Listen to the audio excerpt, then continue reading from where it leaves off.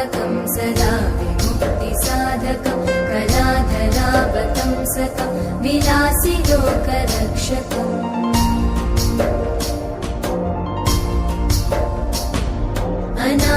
अनायकैकनायकं विनाशिते भदैत्यकं नताशुभाशुनाशकं नमामि तं विनायकम्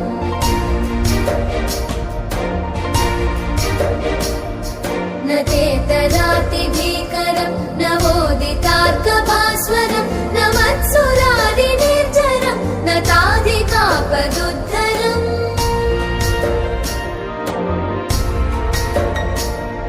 सुरेश्वरं निधीश्वरं गजेश्वरं गणेश्वरं महेश्वरं तमाश्रये परात्परं निरन्तरम्